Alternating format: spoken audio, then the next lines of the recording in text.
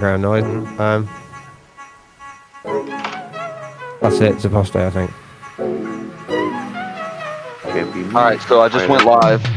We got the standby screen up. I'm gonna leave it up for probably 3 to 5 minutes to let people get in.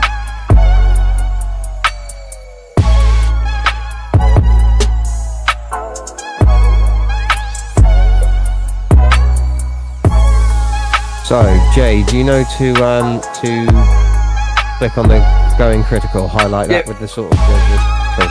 Yep, I got it. And you used the green room chat rather than the one in the meets, right? Yep. This is all like the show. Yep. Yeah, I got the green room up on my phone. So. I'm exiting Discord now.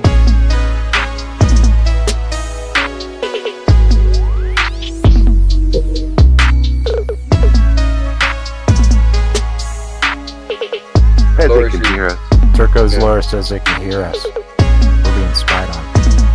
Ooh. Hold on a second, I got it. They can hear the secrets.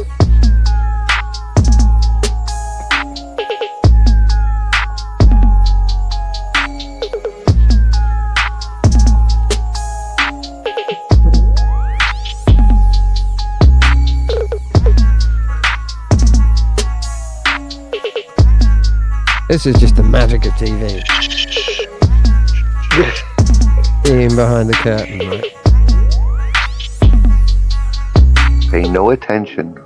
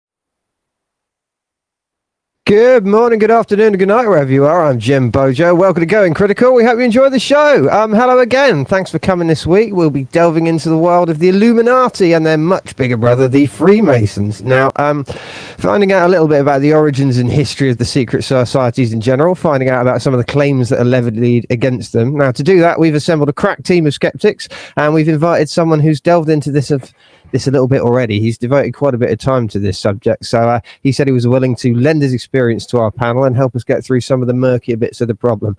Before I introduce him, though, first I'm going to take us once around the panel to see who's here. So let's see. First of all, we've got Port Ponky. Hello, mate. How are you doing? Hi, I'm fine. Brilliant. Good to see you again. Have you got anything you wanted to update people on before we move on? Nope, I'm good. Brilliant stuff. All right, Zapostate. Hello, mate. How are you doing? They told me to tell you I'm doing very well now. Thank you. You're doing well. That's good. Yes. That's a good Zapostate. Excellent. Now, Anthony Bailey. Hello, mate. How are you doing? Hey, I'm doing great. Thank you very Brilliant much. stuff. No problem at all. You got anything you want to update people on yet, or are you still all right? I'm still all right. I'm still making up excuses. I have one laying here somewhere. Oh, okay. Fair enough. Well, you get that to us in a little while. And lastly, Robert Leger III. Hello, mate. How are you doing? I'm doing great. It's a great time to be a Louisiana sports fan, you know? Oh, you're doing well, are you? Excellent news. All right, well, maybe you can tell us about that a little bit later. Okay, for those of you who don't know already, I am Jim Bojo. I talk to people. I've got a cat, but he's been a bit quiet lately, so I might have to send out a search party. Last but not least, it's time for me to introduce our guest of the week. You probably know him well from his own panel show. He streams once a week on a sort of late Saturday, early Sunday, depending on where you are. He's also the brainchild of the excellent Dwarven Hammond, and he's the co-producer of The Truth Is Not a Hoax with Jutmonk the Drunk Monkey of the Shills. It's the one and only End the Conspiracy. Hello, mate. How are you doing? I'm good. Brilliant. Thank you ever so much for joining us. Now, first of all, I give my usual opportunity for a guest. You got anything you want to tell people about that you've got in the pipeline at the moment? Either work of yours, someone else's, anything like that? Well, two things. This week we got a very special stream coming up for Saturday. We're going to be looking at Popeye's chicken and witchcraft. Oh, fascinating. Popeye's chicken is the best. And then I'm working on a couple of collaborations that'll be coming down here soon. So, blimey. yeah, So you've got plenty of stuff then. Yeah, I got some That's good stuff going on. All right. Well, thank you very much indeed. Let's see. We appreciate you for coming on the show as well. I mean, you are giving our pokey little channel a little bit of credibility because I've been watching the stuff you've been putting out on your own channel for a while. It's not completely dissimilar in the stuff you put out, but you've got a really inimitable style on this. I'm very impressed by it. Now, before we move on to the sort of the main meat of the show, we've got Anthony Bailey, who's got a new creator that he wants to shout out. Is that right, Mr. Bailey? That is correct. And this week I'm doing Dutch Heretic. Dutch Heretic is a YouTuber out of the Netherlands. Duh. He's been making videos for about 8 years now, and he produces videos that are mainly opinion, but are presented in a humorful manner. He addresses a wide range of topics, including politics, religion, and social justice, among others. He does this with his anime co-host, Ivy, who is also grown with the channel. He has one video that he's most proud of with the title, Dear YouTube, What Have You Become? That was his first ever production video, massive production, with real music, a real narrator, and a good timeline. The video is perfectly timed with a build-up of the music and ends with the last note drips away. And composed by a really fabulous composer, Arne Anderson, and Rainier Lewington doing a great narrating job. It's really worth a look. Link is in the description. All right, brilliant stuff. Thank you very much. I understand he's also got a blog on Blogspot, right? Which you need to look for Dutch Heretic for that. Is that right? Correct.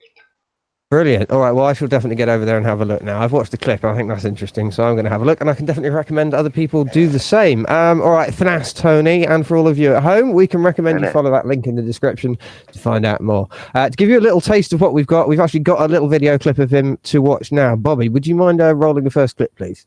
On the way. Lovely.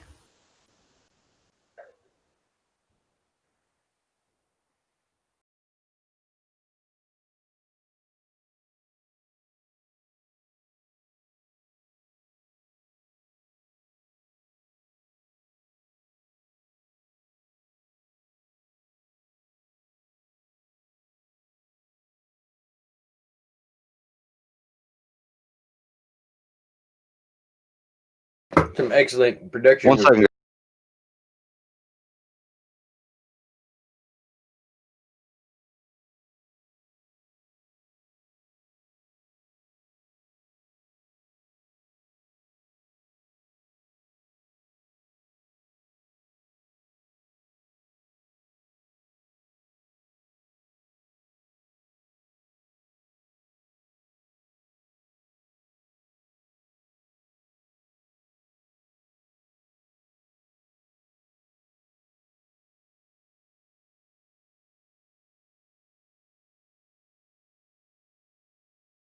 I've made sure that we've got links in the description to his channel and the video specifically, so you should be able to find out and go to what we were going to demonstrate to you anyway. With a bit Jim, of they luck, we'll be able to couldn't pop that. They couldn't hear you up until 1 second ago, so if you want to tell them, just give me a second. Okay, no problem. Am I ready to go? Yeah, they didn't hear you at all, though, so let them know what's going on.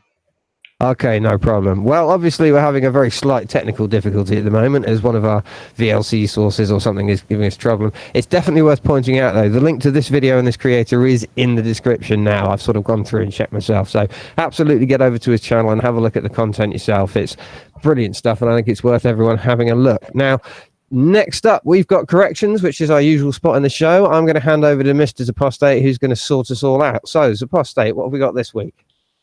Absolutely, Jimbo Joe. There are no corrections this week. So that either means that we are perfect and we get everything right absolutely 100% of the time, all the time, and we are all very handsome and charming, or it means that you in the audience are not really doing your job. I'm just kidding. But really, that being said, let us know in the comments if we screw up on anything factual in this episode or any other episode. We aim to provide accuracy and consistency in all of our and everything that we cover. So thank you all for helping us with our endeavors to that end. Absolutely. All right. Thank you very much indeed, Zapostate. For the record, if and when we do inevitably screw up, please feel free to post corrections as and when you spot them, and we'll endeavour to fact check them and correct them all. Now it's over to Port Ponky to tell us about this week's topic. Hello. Hello there. It's all very dark in here. I can't. It is, isn't it? It's completely black. Can anyone in YouTube see anything at the moment, Bobby? On the stream, it's still black. Oh, there he Can, is. we're sorry back. about that, guys. Sorry about that. Let there be. It's all right. It's all right. The information's all words. So, Port okay. Ponky, I'm dreadfully sorry, I'll chat. It's basically your introduction now. No worries. Okay. Yes. In our modern world, who truly wields power is often indistinct.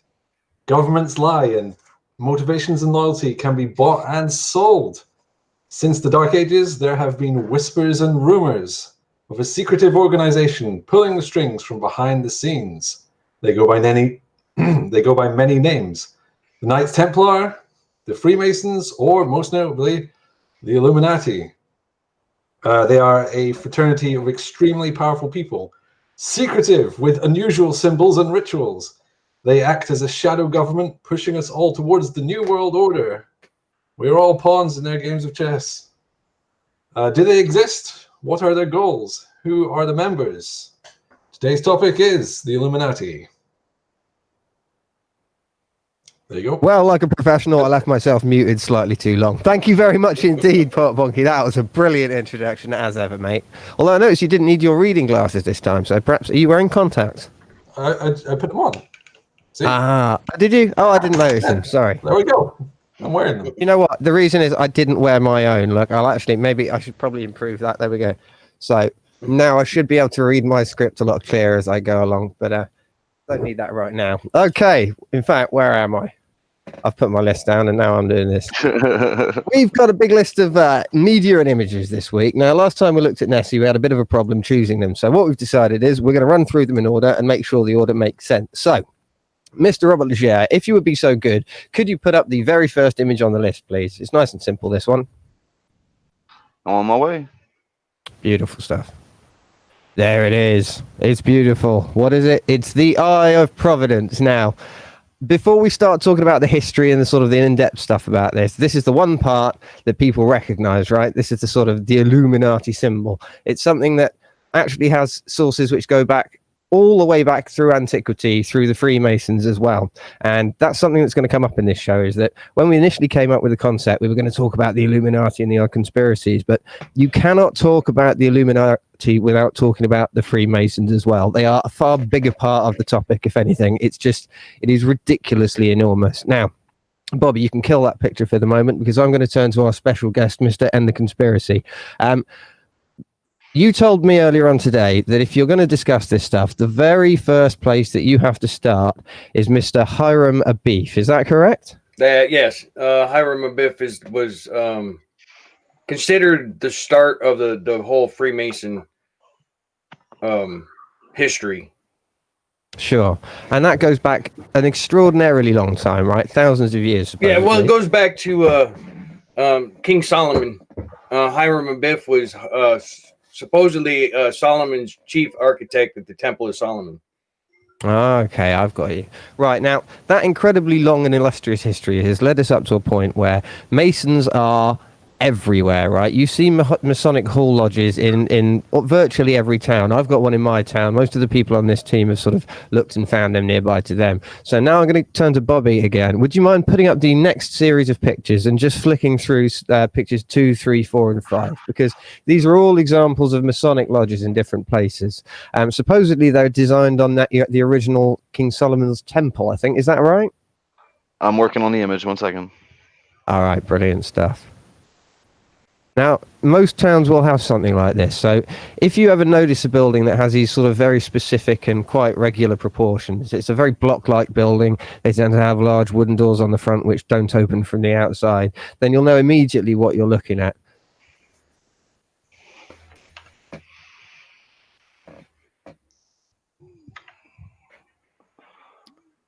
Yeah, and for a secret society, they don't cover up their buildings. You know, they don't make those secret. You can always tell the Masonic emblem out front of those buildings, and inside you always have the black and white checkerboard floor. I'm sure we'll talk about that sort of stuff too. Oh, indeed.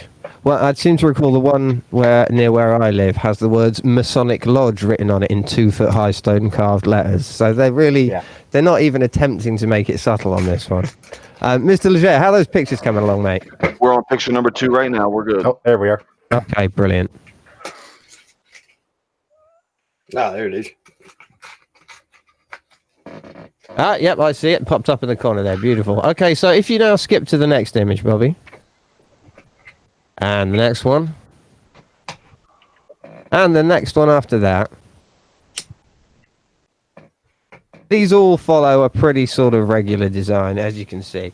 Now, these supposedly follow the same design as King Solomon's temple, and this was where this entire myth started. Now, if we flick to the next picture again, we're going to see a rendering of Hiram Abiff, who I'm going to turn back to End the Conspiracy now, because I'm going to ask him to tell us a little bit about the various stories that surround this guy, if that's all right.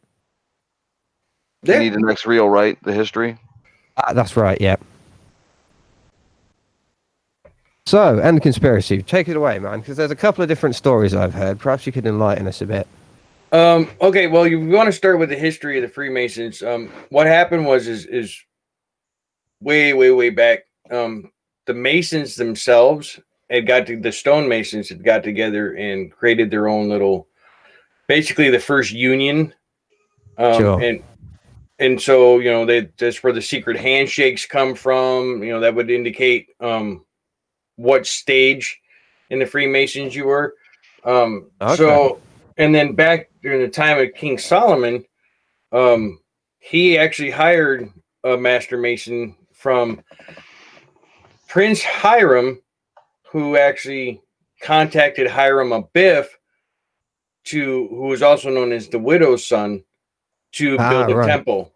Now, supposedly Hiram Abiff got his knowledge on how to build a temple from God himself. So he had a secret word that allowed him to look and see what the temple needed to be made of. Well, he had 3 apprentices. They were known as the Jews, Juwes. That was Jubilee, Jubilum, and Jubilah. And what happened was they wanted to know what the secret word was, Hiram Abiff told them that I will let you know what the word is after the temple was built, and they couldn't wait. So at one night, each one of them confronted him, and he wouldn't tell them, and they ended up killing him. Now that story, Right. actually has a lot of meaning with the Freemasons, because when you get ordained as a master mason, you have to actually go through the symbolic story of the death of Hiram Abiff. I've got you. Right. Now, actually, it's a good point because, as you say, the story, such as it is, that sort of main version of events, contains quite a lot of symbolism that's important to the Masons in general. I wondered if I might be able to turn to another one of the panel members and see what they found out about the stories and myth associated with that story, their rituals they follow. Mr. Apostate, how about you? Yeah, I found it real interesting about the part of the story where the three apprentices attack Hiram. They try in Sure. three different ways, it seems. It says the first took a hold of Hiram's body with the Boaz grip of the first degree. The second took the Joachim grip of the second degree. And the third person using the third degree, what does that say? And then whispered a phrase in Hiram's ear, Maha Bone. So I think, correct me if I'm wrong, ETC, but this has a lot to do with the secret handshake or hand grasp that the Masons do, yeah? Mm-hmm. Yep. And the Boaz and the Joachim are also the names of the two columns that you see in a lot of the pictures of the Freemasons also. Yeah, And- those in fact there's a lot of symbolism. We've got some images will be showing up a little bit later. That brings me on to the next picture. I thought we could start with that. Let's see. Bobby, do you mind loading up the next image? There it is. Now, a few people will probably be familiar with this as it is. This is the square and compass, right? This is ubiquitous with Masonic stuff. Let's see. Poor Ponky, what does this stuff symbolize? This is the standard Mason symbol that people mostly recognize. Obviously, there are a lot more, but what does this mean? So the compass and the square are obviously tools of the trade. The symbol appears with or without the G. And what the G stands for is said either to be God or geometry. Indeed. Obviously, geometry being more like the divine rule of Masonic work, like measuring and cutting bricks and stuff. It's all geometry. It's not exclusively used by Masons. I looked into the symbol, and it's used all over the place by loads of people. Really? I didn't get that. Yeah, they're all organizations and stuff. It's a pretty popular symbol. Sure. I mean, it looks Well, I pretty cool. suppose. Absolutely. And there's a huge amount of symbolism associated with this. But the next image actually is less to do with the symbolism and more to do with the history. Perhaps if Bobby'd mind loading that one up. Oh, no, I take it back. That is the one. Now, this, if you could put that on the full screen, it might be possible for End the Conspiracy to go through a little bit of what we're looking at here, because there's a lot of symbolism going on here, right? And you basically walked me through most of it earlier on. So why don't you describe to the ladies and gentlemen what we've got here? Well, what you got, like I said, we noticed before the two columns, Sure. the Boaz and the Joachim, which actually those have a little history in themselves. The Joachim column was built by the master, and the Boaz was by the apprentice.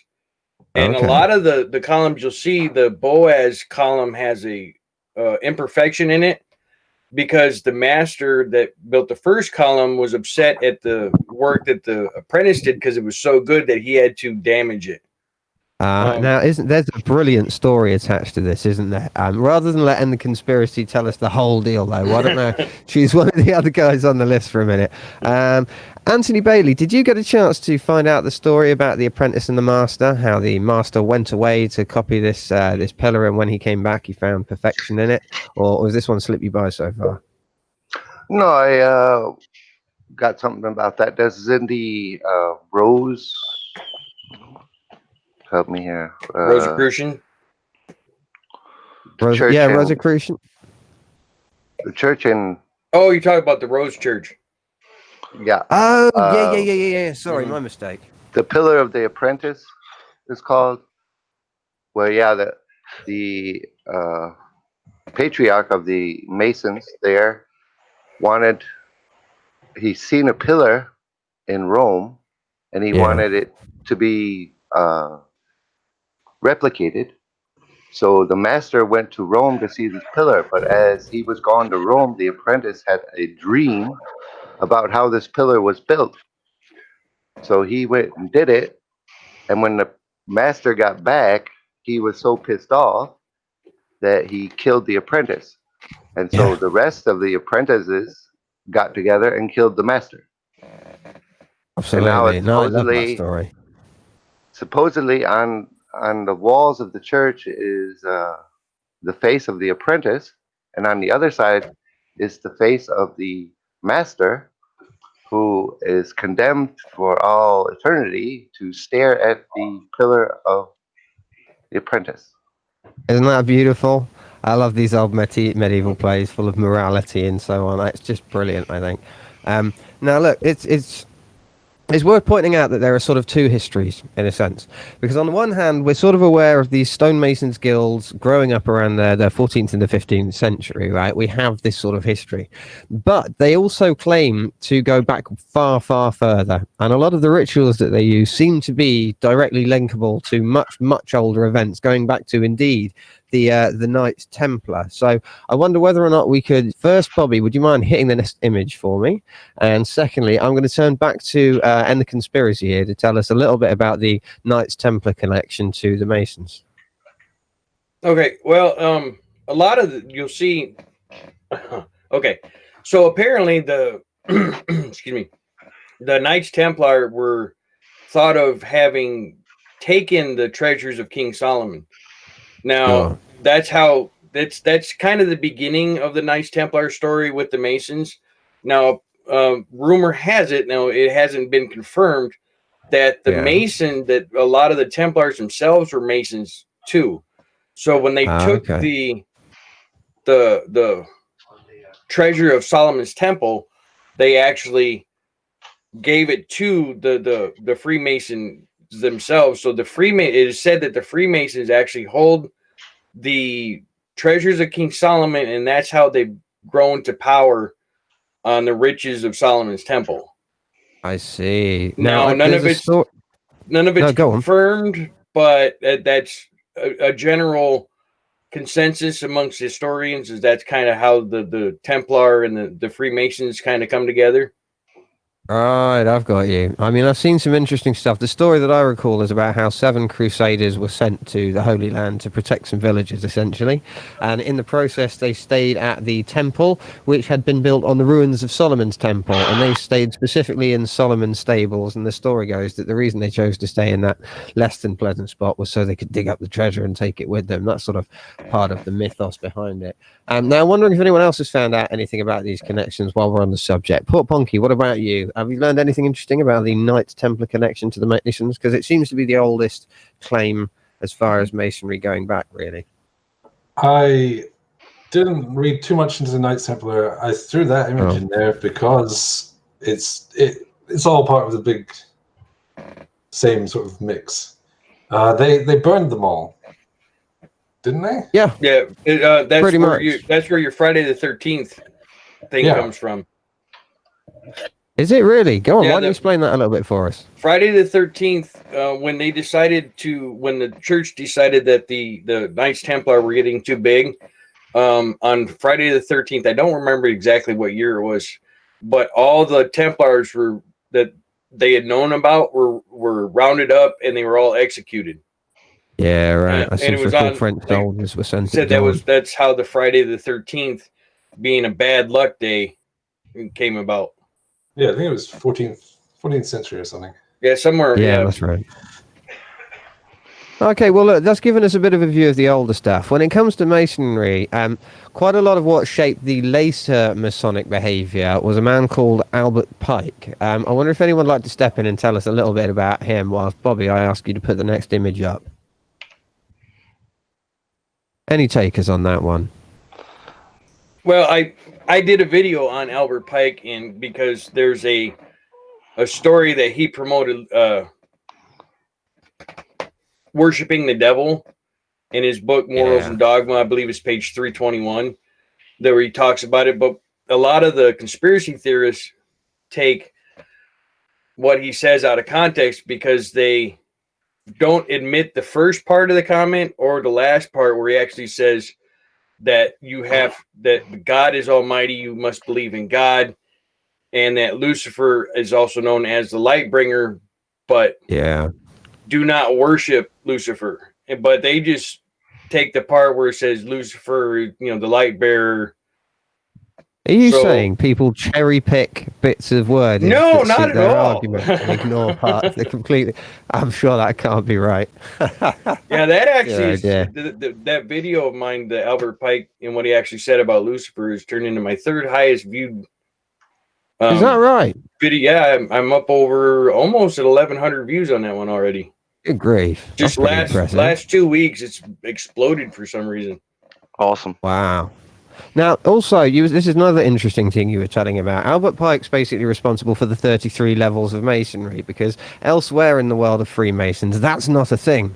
There are basically 3 levels that we're aware of, or maybe 4, depending on how you look at it. There's never 33, right? So perhaps you can tell us why that specific myth's come up from. Well, particularly because there's a certain chap, 33 UC, who does like to cite that number an awful lot. And I thought maybe we might be able to educate people on just why he's so bloody wrong. Let me pull this up here real quick. Okay, sure. You have the first. There's most Masonry only has 3. You have the entered apprentice, the fellow craft, and the master mason. Now, the Scottish Rite in the United States or the York Rite in England have the 33. Now, what that is just it's basically the same thing, but each one has a different access, I guess. Status almost. And the 33 degree Mason, what they are all, they're all symbolic. They don't hold any power. They're not okay. They're not special. What they are is their order or lodge or whatnot have gotten together without their knowledge and anointed them with the rank of the 33rd degree Mason due to their exceptional work in charity and within the Freemasons themselves. Right. Okay. So, and that only relates to the Scottish Rite or the York Rite. That has nothing to do with the rest of the Freemasons. But there is, if you look into it, the number 33 has a huge symbolism within a lot of stuff. So that's how the conspiracy theorists pull the 33 in with the Freemasons. So it's just like if you look up the number 21 or 24 or 23, 7, whatever number you pick, you can find meaning behind everything. Absolutely. But the conspiracy theorists with the Freemasons and the number 33 have jumped on the whole conspiracy bandwagon. So like our friend 33 you see in Russian vids where they talk about everything. If it's 33, it's Masonic, and that's how they're controlling the world. Yeah, right. Now, look, this is a perfect segue because we're pretty much soon, by the sound of it, going to start talking about the Illuminati, because they are one of the more slightly wild aspects of this whole conspiracy. Before we do that, though, I'm going to turn to Zapostate and ask whether or not there have been any questions in the chat. I think there was one, quite possibly, but I'm not sure how much you've been keeping up. Was it Jay Sherman had one? Oh, dear, if you did, I missed it. Okay, Jay Sherman, Friday the 13th. I can read that one out if you like. Yeah, go for it. Yeah, please. It's Friday the 13th of October, 1307, the date Philip the Fourth of France arrested hundreds of the Knights Templar. That's brilliant. See, I love that we've got audience members who know this stuff. It's brilliant, isn't it? It's got smart people watching this show. Was there anything else you wanted to bring to the attention of the people at home? A note on last week's episode. Dutch Heretic says he has Nessie safe in the pond behind his house. No wonder we couldn't find it. Yeah, granted freedom in the Netherlands, by the way. Okay. Other than that, Julie Lee's Lucifer was the bringer of light who supposedly was cast out from heaven because he loved humanity more than he loved God. Yeah, that's part of that for sure. Isn't Lucifer a reference to the morning star as well, Venus, when it comes up? It's the light bringer because it brings the sun behind it. Absolutely, yeah. Sorry, mate, I cut right across you there. Do go on. Oh, no. Nope. That was all I had. We're there. We're brilliant. All right, lovely stuff. Well, look, on which note then? I think it's time I ask Bobby to shift to the next picture because it's someone quite important in the Illuminati, in a sense. This is Adam Weishaupt. I'm going to turn to Anthony Bailey and ask him, who is this gentleman we're looking at and what is his significance? Yeah, Adam Weishaupt is the proposed starter of the first real known Illuminati. Well, actually, their name wasn't truly an Illuminati. It was Perfectibilists. yeah, perfectibilist, and it started in May 1776. He was a scientist, Sure. and he wasn't exactly great friends with the church because of the That's putting it mildly. of the dogma and stuff. He wasn't particularly fond of the Jews either. New. Yeah, and he wanted to join the Freemasons, but he couldn't get together the admission fee. I see. So he decided to start his own little organization. He started out with 5 of his students because he was a professor in college, and pretty much in the same thing that the Freemasons were doing, but he wanted that more emphasis is put on science and philosophy and things like that instead of the religious dogma. Indeed. Well, I mean, it's the source of the name Illuminati, right? Because the Illuminati here aren't actually the first group to use that name, and there were subsequent groups to use it as well. It literally referred to the state of being enlightened of the members. As you say, they were called perfectibilists, right? Now, perhaps if I turn to Apostate at this point, and you sort of tell us a bit what you found out about how the organization grew, because obviously Tony's given us a pretty good idea of exactly where it sort of bubbled up from in the first place. But what was it happened after it started to get a foothold? Yeah, so Weishaupt started expanding the Illuminati throughout Bavaria, as well as surrounding countries like Austria and even into France and somewhere into Russia as well.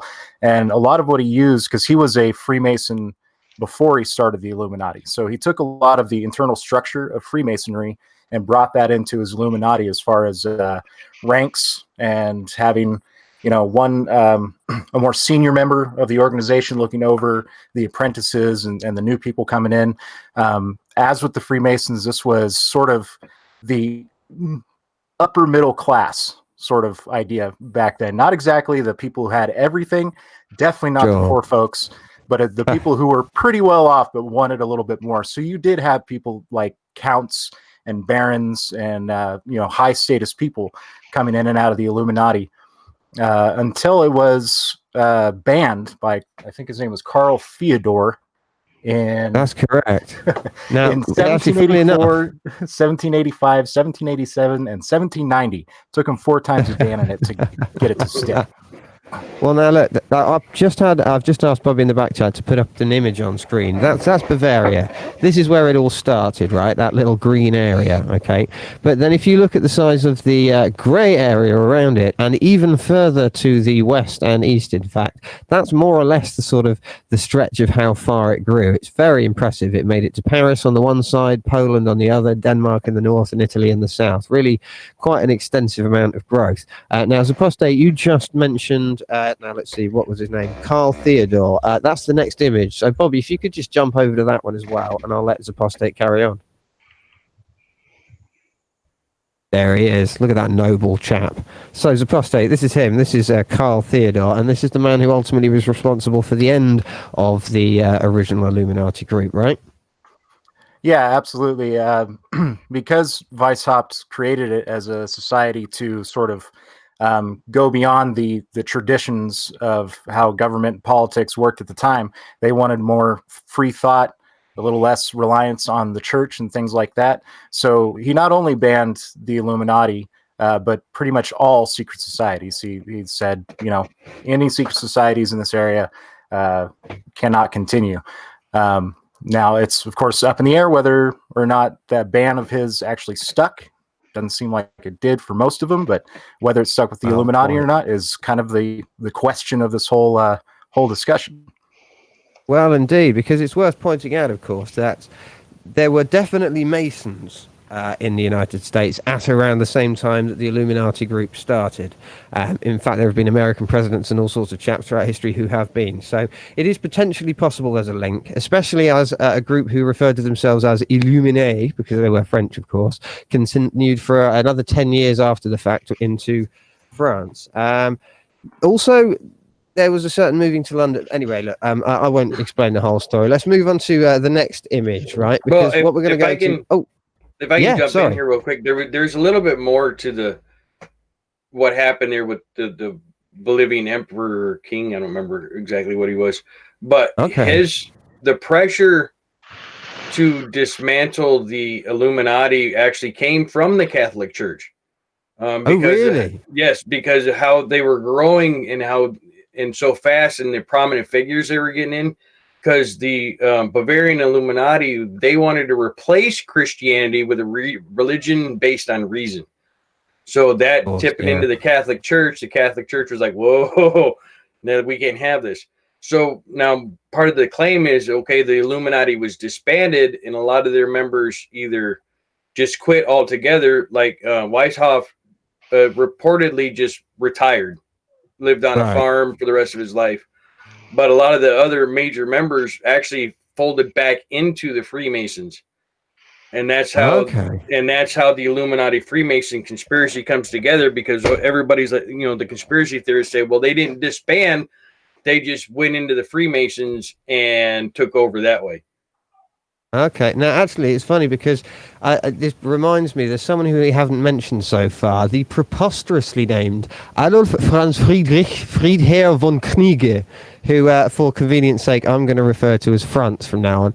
He was an important member. He'd actually been a Mason, right? And he brought a lot of Masonic sort of ritual and administrative practice over into this new group, and he was extremely important in bringing in quite a large number of people. It was his idea, for instance, to contact various lodges, because they got involved in Masonic lodges, obviously, and they got a surprising amount of sort of local and political success through that measure, whilst they were sort of aiming for, people of social standing and what have you.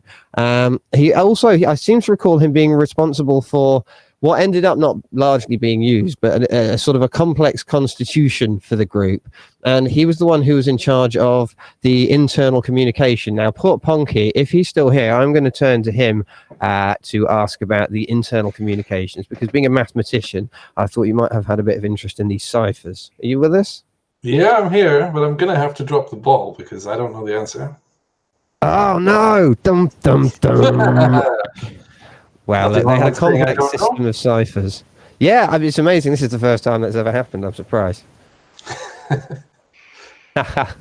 You know everything. Right. Well, basically, he had a complex system of ciphers to communicate within. They were very famous for using very complicated ways of communicating with each other that were highly mathematical and quite intelligent. I thought you might have seen a couple, because you enjoy the old ciphers, don't you? You're a bit of a code breaker.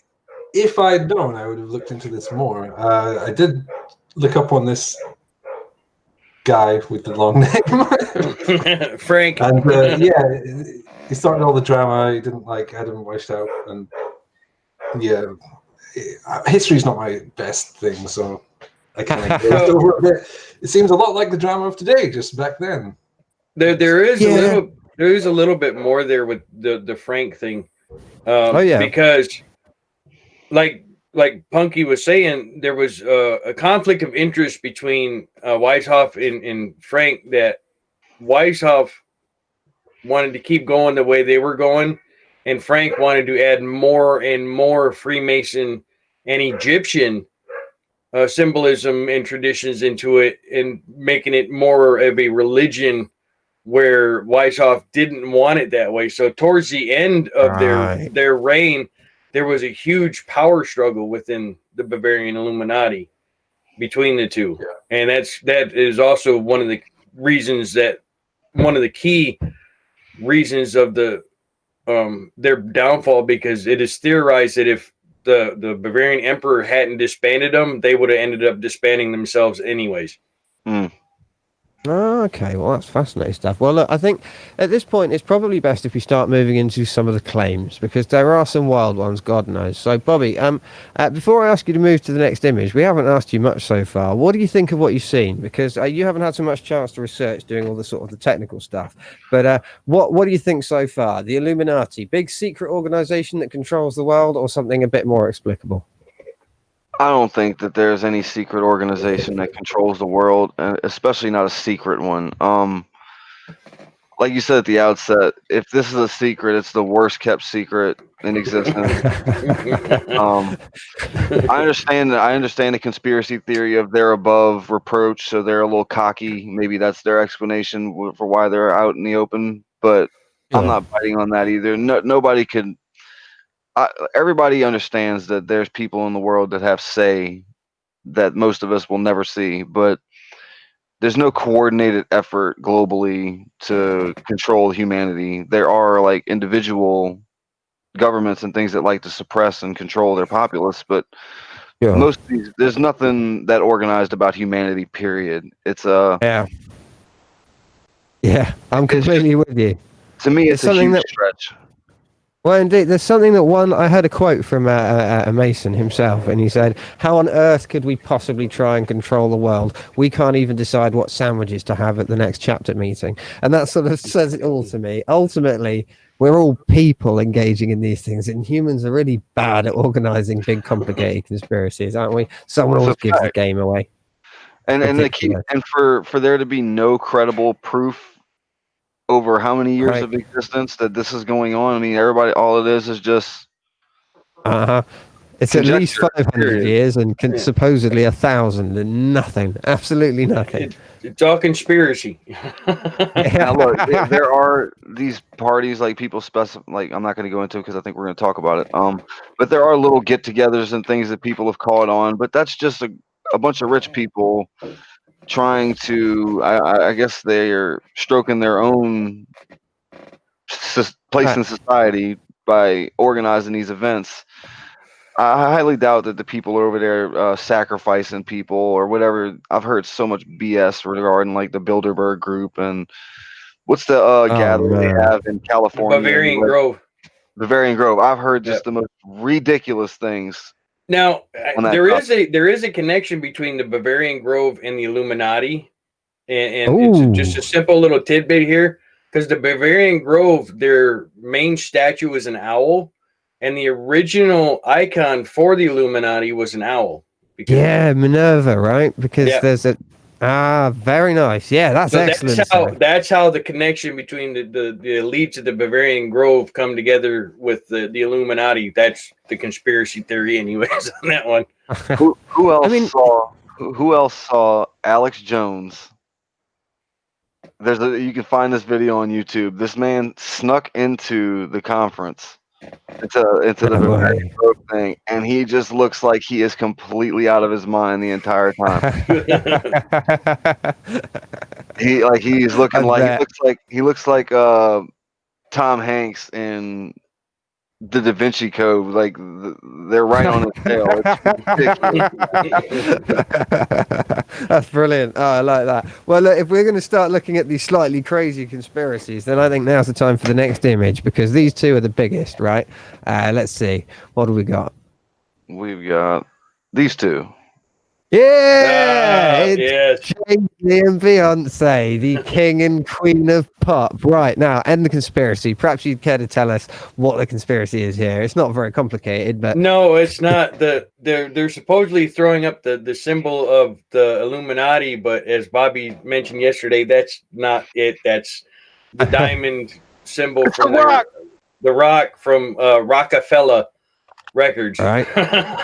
Absolutely. Rock, and he's been in Rockaware. Yeah, right. He's been doing that symbol for years, right? Yeah. Years and years he's been doing this. It's as old as their brand is. It is his brand. But you're missing the underlying point. What's that? Why is the symbol for Rockefeller Records a triangle? It's not. It's an upside down diamond. Yeah, okay, sure. Brilliant stuff. That's what Well, they and of want you to course- think. That's what they want you to think. Yep. Yeah. And of course, So the- Rockefeller Records is definitely an homage to the Rockefellers, who, as we all know, is one of the oldest Illuminati families on the face of the Of earth. Right? Of course. Yep. How could we miss it? Now, look, it's worth pointing out that these two artists in particular have they've taken it quite lightly, because the pair of them now both have made references in their music to the claims about them being Illuminati. I haven't written down the lyrics specifically, but both of them have basically said, this is fucking ridiculous, in the middle of an actual song to people, just to make the point. Perhaps if we shuffle on to the next image, we can real quick, I have one more fun tidbit about those two. Do you all know, because they named their kid Blue Ivy, right? Sure. We all know what that stands for. Anyone? No. It stands for Born Living Under Evil - Illuminati's Very Youngest. Oh, for God's sake. That's a lot of work to get there, isn't it? I mean, how long do you think he sat at the desk with a biro, just like crumpling up its paper and throwing them over his shoulder? Like, no, this doesn't quite work. My God. I will say this real quick. I think it was last year when Serena Williams got married here in New Orleans. She's a tennis player, for people who don't know. Jay-Z and Beyonce came to that, I believe, and they went to the World War II Museum, which is where my sister worked at the time. And she said supposedly they were really cool. I wasn't there, but she said that there wasn't anything uptight or anything about them. They were just regular people, rich regular people, but I don't see anything society altering going on there. No, quite. I mean, look, the problem is that on the one hand, there are certain... No, actually, I better not, because we're getting into the conclusions already, and there's a few more silly pictures that I want to look at first. So, scratch that. Let's... Bobby, could you jump onto the next picture for me? Quick fire round, everybody. What is this? Port Ponky, what are we looking at? It's a big hotel. It certainly is, and it represents... It's where the Bilderberg group had their meeting. Wrong. Is it not?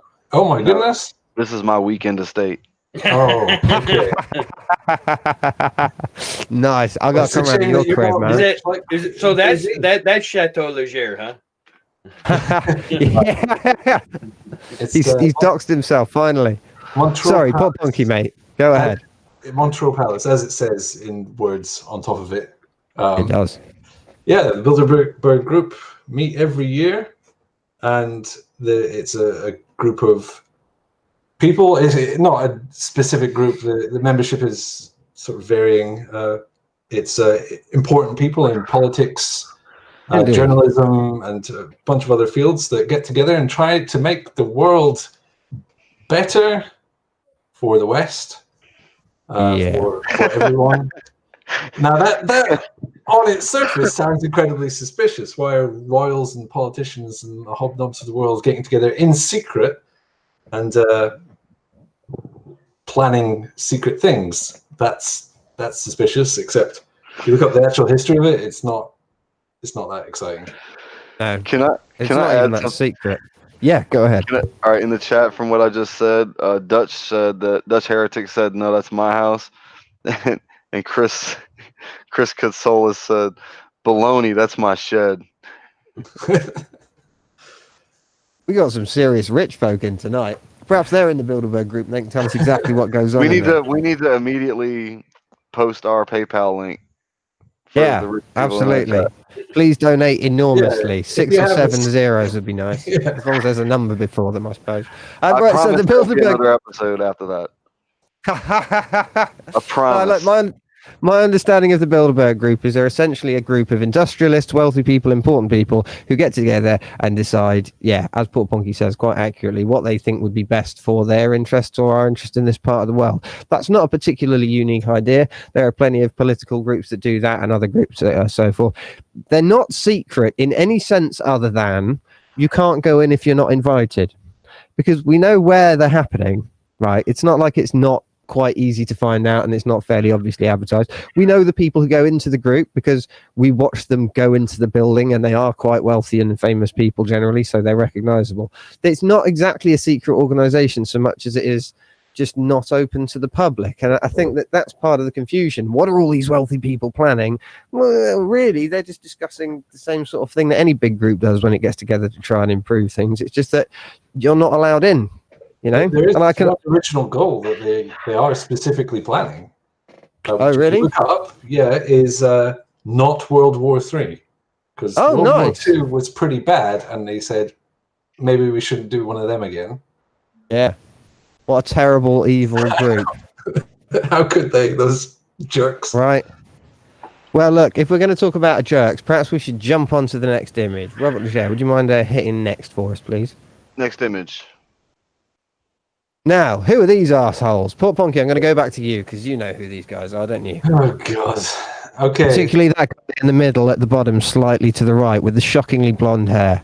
Yeah, Gary so this is actually pretty interesting in a way. This is the Bullingdon Club from whichever posh university it was, Oxford, I guess. Oxford. Yeah. So if you bring that image up full size, Bobby. Full size. Yeah, what we have please. is some students from Oxford, but in this we have two future UK prime ministers and the second from the left at the back there. So yeah, second from left at the back, looking off into the distance, that's David Cameron. And bottom row on the right-hand side with the blonde hair, looking kind of sad, that's Boris Johnson. He still looks just as sad today. And on the left-hand side, that's Nick Clegg, isn't it? At the bottom It right. certainly is. A person who will never, ever be the Prime Minister, ever. He's ever. VP of Facebook.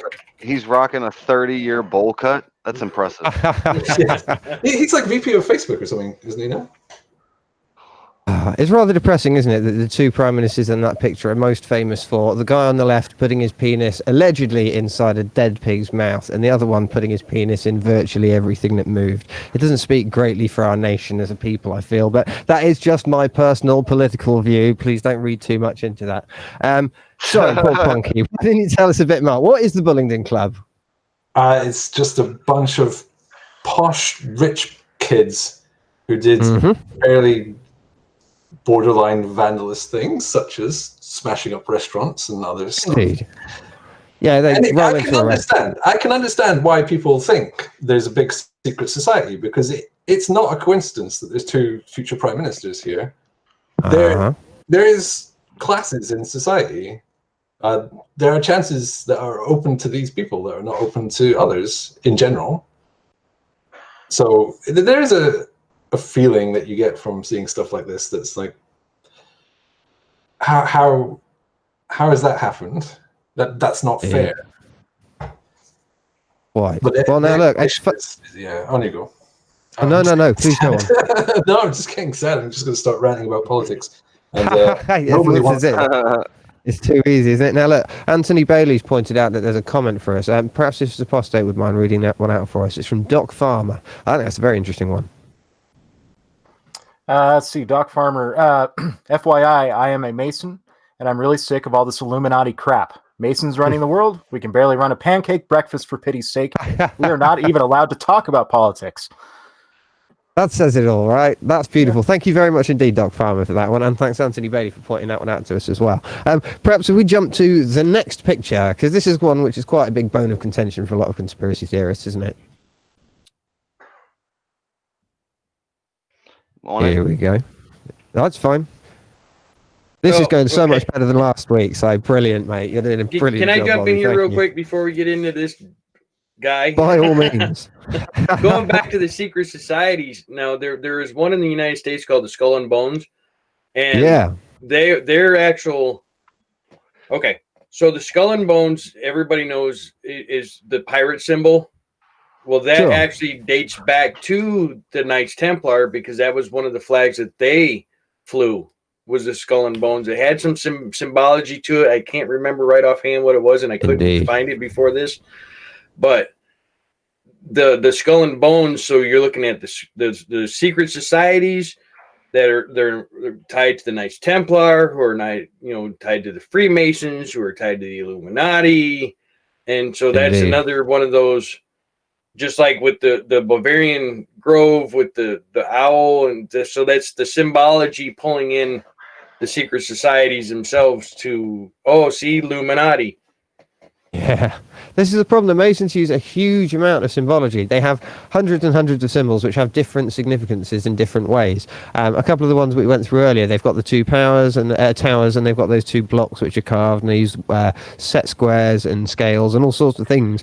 Excuse me. And so when you see a connection, sorry, yeah, go ahead. There is one that we didn't touch on when we had the big picture on, is the black and white. Also known, so that is the light or dark or yin and yang, depending on how you want to look at it. And if you look at a lot of the conspiracy theorists, they'll always mention, oh, look, the black and white checkerboard, Freemason. Oh, black and white checkerboard. Oh, their shirt's black and white, so they're obviously Illuminati. And I've got a tattoo, the yin and yang myself. It's not, has nothing to do with power or anything. It's the light and the dark. It's the balance. Absolutely. So it's not, just because it's black and white doesn't mean it's automatically Illuminati. Right. Now, look, it's funny you should say that. We've got an image of the skull and crossbones coming up later. Perhaps you can elaborate there a little bit as well. Right now, we're looking at a picture of David Icke. Now, I went to an extraordinary amount of effort watching literally minutes of this guy talk. No, I watched probably about an hour and a half of different speeches from him. But the problem is, I'm sorry. well, thank you. I appreciate that. It was hard work. The shortest video I found of his was an hour and 3/4 in an interview where the interviewee asked one question at the beginning and then just basically let the guy roll. The longest was 11 3/4 hours long. I just thought, no, obviously, not even going to bother. I've tried to dice mints and bits and bobs from all the way through it, and what it essentially boils down to is he's mad. I don't think there's any more more or less complicated way to say it. He seems to come up with ideas off the top of his head, write them in a book, and that becomes part of his narrative. He's the guy who propagated the myth of lizard people. He's the one who thinks that all governments are connected to all secret societies and all of them are connected to the Illuminati, that there's a new world order coming. He's just a preposterous man. He is the archetype of all these conspiracies, right? Now, rather than give you a list of the crazy things he believes, I'm just going to get you to look for yourselves. And I'm sorry for inflicting this on you, but you have to find out about David Icke. David Icke started off as a footballer. Then he became a pundit, the guy at the end of the game who sort of describes why it was a good tackle or whatever. And then for some reason, I think in the late 80s, he decided to come out to the public as Jesus. Now that went about as well as you can imagine, really, down like a cup of cold sick, but somehow he managed to scratch a couple of books out of it, and from that point on his story started changing and modifying until he became I suppose you could call him the British equivalent of Alex Jones, which is a man who gets absolutely furious about obvious fairy tales. They're not quite the same, but it's as close as we've got anyway. I love that description. Get out there, have a look at this guy, watch some of the sadness, and then go away and cry for a bit, because I don't really want to touch on him anymore. It's just worth pointing out. He's like the source of all crazy. Let's move on to the next picture, Bobby. Next. What do we got next? $1. There it is. It's the dollar bill. Anthony Bailey, why don't you tell us a bit about the symbol on the dollar bill? Well, it's Illuminati, of course. Of course. The all-seeing eye on the top of the pyramid there, that was not necessarily originally designed for the dollar bill. It was came in quite later, as a matter of fact. Mm-hmm. And was quite vividly discussed. Yeah, well, anyways, the all-seeing eye goes back all the way back to Egyptian mythology, gods, like Isis. Sure. And yeah, so it's not exclusive to the Freemasons or Illuminati. Okay. There's also said that, when you do things often enough, you can come up with anything. But if you kind of draw a pentagram on the pyramid there, oh yeah, using the pyramid as a guide, you come up with Masons. Really? There's always some link to a pentagram, isn't there? For Christ's sake. Yeah. There's apostate. Did you find out what the Latin inscription underneath it means? Or if not, possibly someone else? Oh, I hear silence. Have we lost apostate for the moment? You there, buddy? No, I was muted. Oh, Okay. I know No this worries. one. I haven't read out of the Novus Ordo. Shoot, I'm glitching out. I knew this one. It's not coming to me at the moment, and I don't have it written down. Anyone else got this? A New Order of the Ages. That's you. it. There A you new go. order of the ages. Brilliant stuff. Now, also, somebody pointed out to me, I think it's apostate or I'm sorry, I can't remember. That's not one symbol. That's two. That You've is- got the it is. Yeah. Is that right? And Yeah, the it's conspiracy. two Why don't you symbols. enlighten us? It's two symbols. You have the Eye of Providence, and then you have the unbuilt pyramid. Now, Right. the unbuilt pyramid, depending on who you talk to, mainly the consensus is the unbuilt pyramid is a symbol of continually improving. Okay. So that's why it's unfinished. You will continually to improve upon yourself. And then of course the all-seeing eye, the Eye of Providence, the Eye of God, the Eye of Horus, the Eye of Isis. Yeah. I got These a are whole common themes.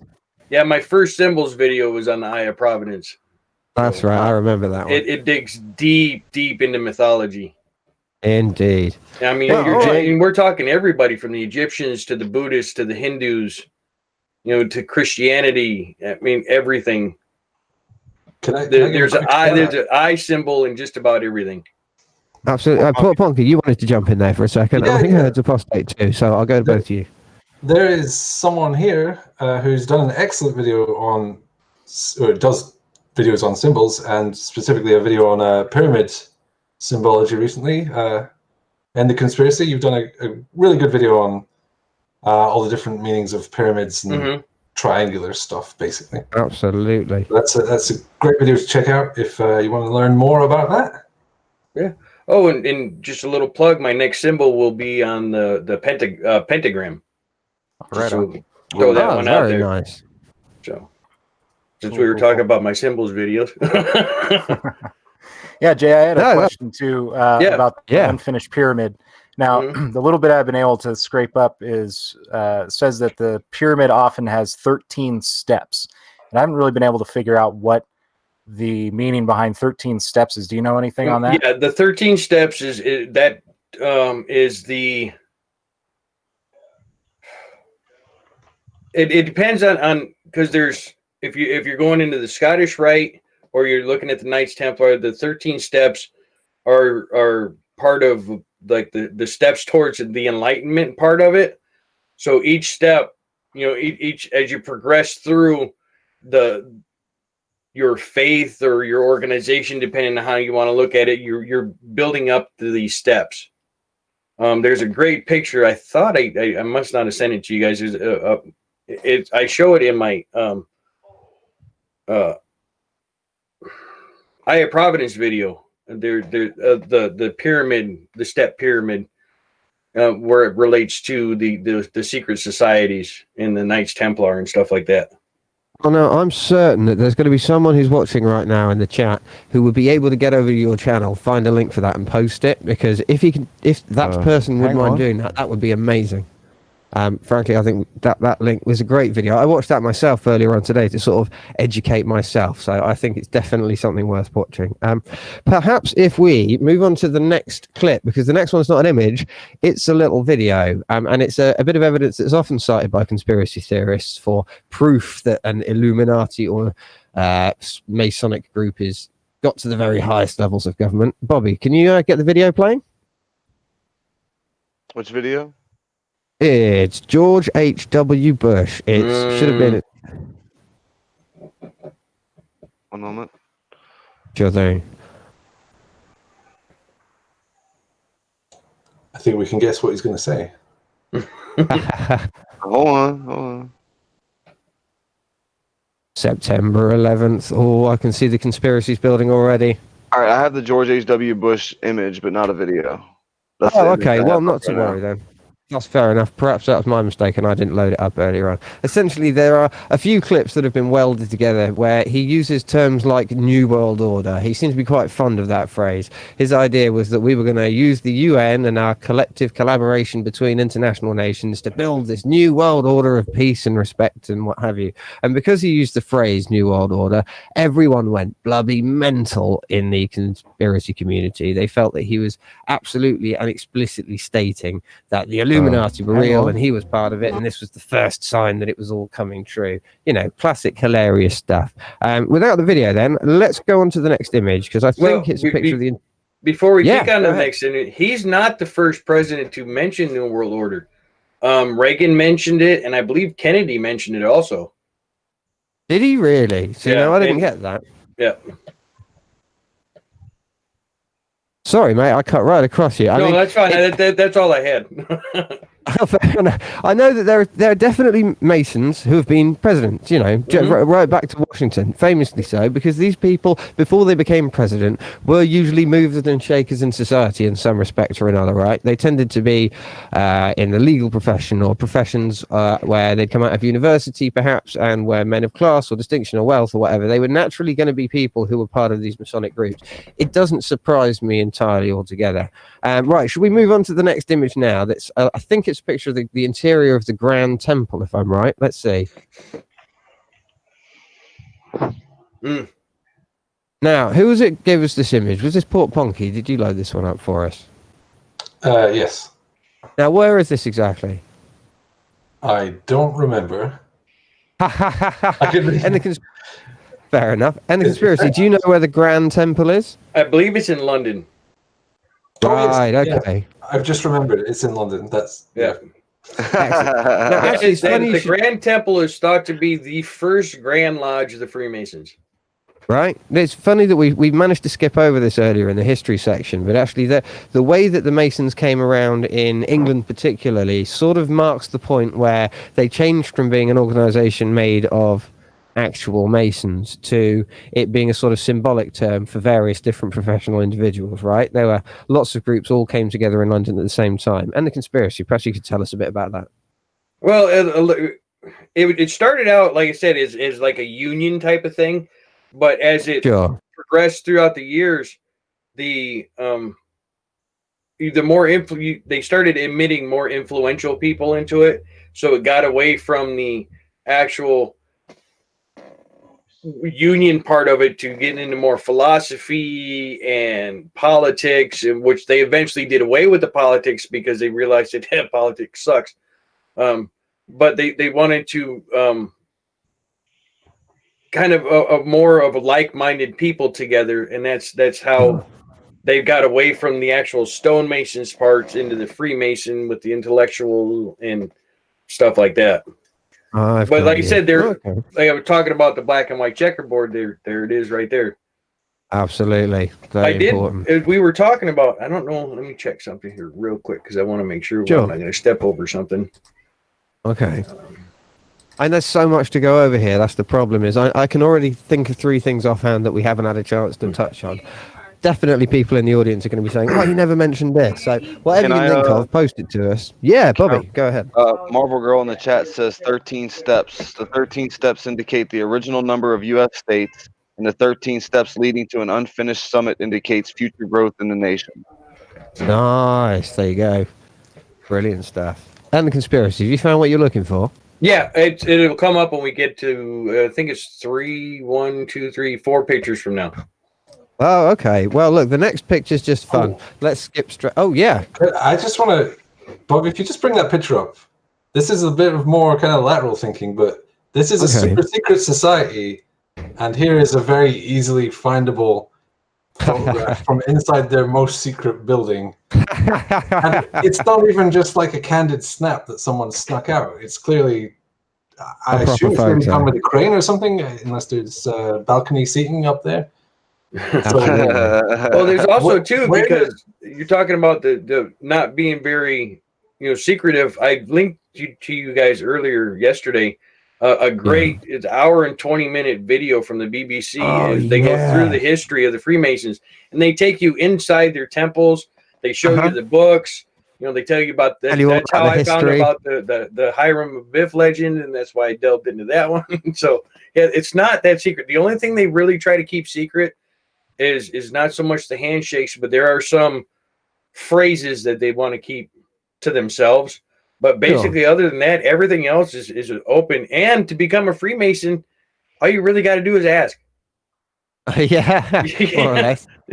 You do You have to know, qualify in certain respects, but yeah, I mean, Yeah. it's absolutely. It's worth pointing out that, as you say, they're sort of the thing that allowed the Masons to survive after there was sort of a backlash against them. There was a murder went on. I can't remember the story. Someone might be able to point this out for me. Oh, I They had kind to. of remember that a little bit. Oh, go ahead then, please. There was a carrier carrying some letters, and that I'm trying to remember. I just read that not too long ago. He was murdered because they thought he was carrying trade secrets, but actually what it was a list. Oh, it deals back with the Knights Templar. Sure. That's kind of how they figured out who a lot of the Knights Templar was, because the carrier was coming back from somewhere, and they thought he was carrying documents from Jerusalem about the I can't remember their names, but the ones that the Templars were in the Crusades were going against over in Jerusalem. When they killed him and they started rummaging through his stuff, they found this huge list of the actual members of the Knights Templar. Ah, wow. Bloody hell. So, yeah, that's a long and complicated bit more of the mythos. Right. Do you see what we mean about rabbit holes? It's this endless stream, right? Yep. Man. Now, look, Zaposte, I think that Doc Farmer left us another comment, which I thought was hilarious. Is there any chance you could read that one out for us? Yeah. Doc Farmer, at Going Critical, for such a secret society, why are we in the yellow pages? Right. Now, look, I think it's time we'll go on to the next image, and we'll just rest on that for a few moments before we go to the next one. So, Bobby, if you wouldn't mind. Pictures? The now gods. Who's that? It's the gods, man. It's Lady Gaga. Right. Dum dum dum. It's another one. She's definitely doing the symbol. It's the all-seeing eye in the triangle, right? That's clearly what she's doing. It's not just some dance move. No, it's definitely. Sometimes you wish you were all seeing. It's got to be in the Illuminati, because I searched for modern Illuminati conspiracy junk, and I found a fair amount of Jay-Z and Beyonce, but the one person who kept coming up time and time again, Lady Gaga. I don't know why, other than this one image. Well, there's also what you need. One of the other ones is the OK symbol over the eye that everybody does. Yeah, from the prisoner in the 60s. Be seeing you. That one, yeah. Mm-hmm. So, did anyone read about her supposed why she rose to fame, or her connection to the Illuminati? So we got some history. Awesome. Yeah, a little history behind Lady Gaga.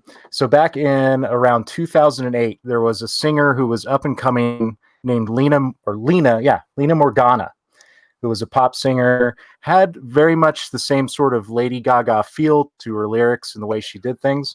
And at that time, Lena Morgana had a backup singer who went by the name Stephanie Germanotta. Now, in 2008, Lena Morgana was dancing and having fun on her hotel roof when she allegedly threw herself off the roof in an apparent suicide. I hate when that happens. I know, isn't it crazy? Inconvenient. Now, 2 weeks after Lena Morgana supposedly tossed herself off the roof, a brand new person named Lady Gaga started coming up and making all kinds of waves. Now, Lady Gaga's name is Stephanie Germanotta. So she was Lena Morgana's backup dancer. All of a sudden, she's big news. Oh my God. So that's the deal, supposedly, she made with the Illuminati to be Lady Gaga. There it is. See, this is it. Every show, there's what I call a woke moment. Now I believe. What have you done? Well, that's brilliant. It's funny because you talk about celebrities. I just watched a thing on Ashton Kutcher that he didn't become famous until his friend he was going on their first date was murdered. And then after that's how he became famous. was It had because nothing to do with he the fact that sacrificed her. Oh, really? it had Yeah, nothing to he's do with the fact that he's just ridiculously talented and funny. yeah, and all of a sudden, because he wasn't famous on that '70s show, but after his friend died and he come out with Punk, then he became famous. My man, I don't think that's true at all. He was definitely famous. Hmm. Yeah. Like, So, Jay, Yeah. the Masons are a fraternity, yeah? Yes. Based on that, I'm going to assume Lady Gaga is not a Mason. Actually, now here's the thing. She may yeah. not be an actual Freemason, but there is an order of female Freemasons. Mm-hmm. It is the Yeah. order of the Phoenix. Eastern Star. Well, there are Well, yeah. several. There are several. Yeah. Basically, the Europeans brought it to America, but it flourished in America, and there are now more in America than there are in the rest of Europe. But there are several chapters of female Masons, essentially. Yeah. They have now been recognized as a group. So maybe 33 UC's got a point. They're still not allowed into the, from what I understand, they're still not allowed into the actual Freemason lodges, No, but they are now obviously. considered part of the Freemasons themselves. Quite. Yeah, I mean, like they you get said, their own there's- lodges. Yeah, there's probably several of them.